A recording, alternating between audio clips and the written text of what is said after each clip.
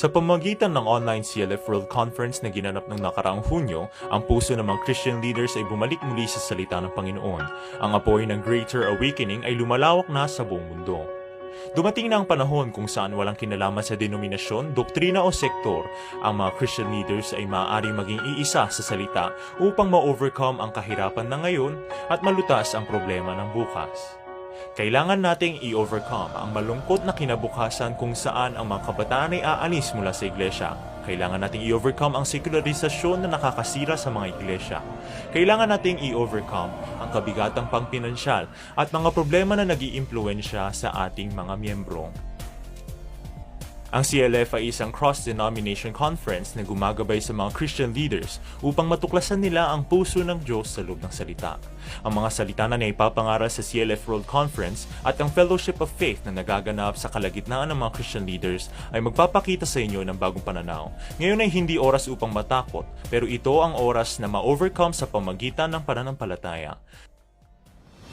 Makisama at mag-overcome kasabay ng CLF World Conference mula sa ikalawa ng Disyembre hanggang ikalima ng Disyembre.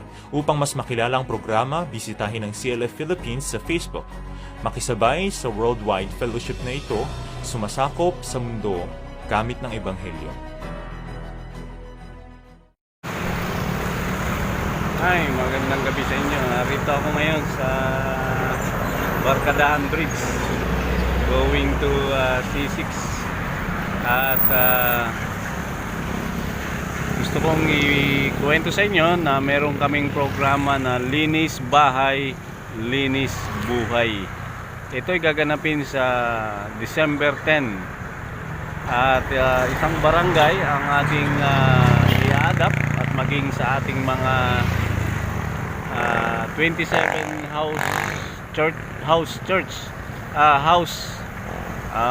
houses ang displays by Typhoon polices, ano? At makikita natin na talagang wash out yung mga bahay nila. Kaya sa gabing ito ay yan, tinabihan ako ng malaking truck, no? At panoorin nyo kung paano ito ginamit yung aming mga washer, ano, para makapaglinis ng mga bahay. At salamat sa inyong pagsuporta. At God bless you.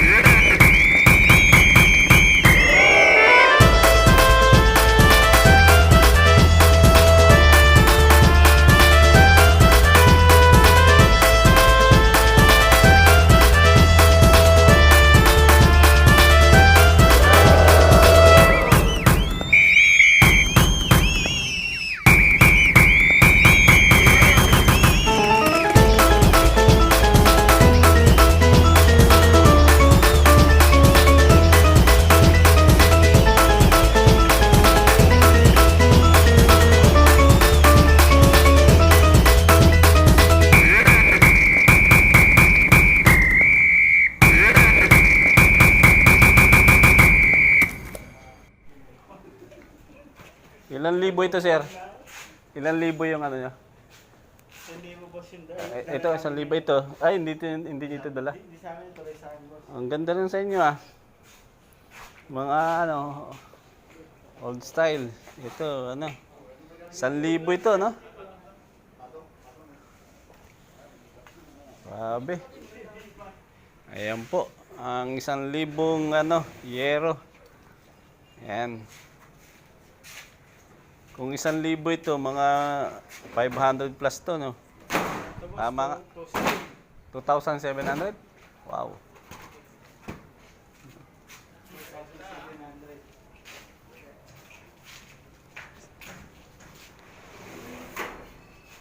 Grabe.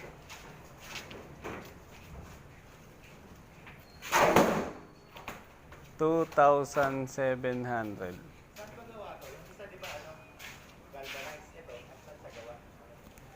Ayan na.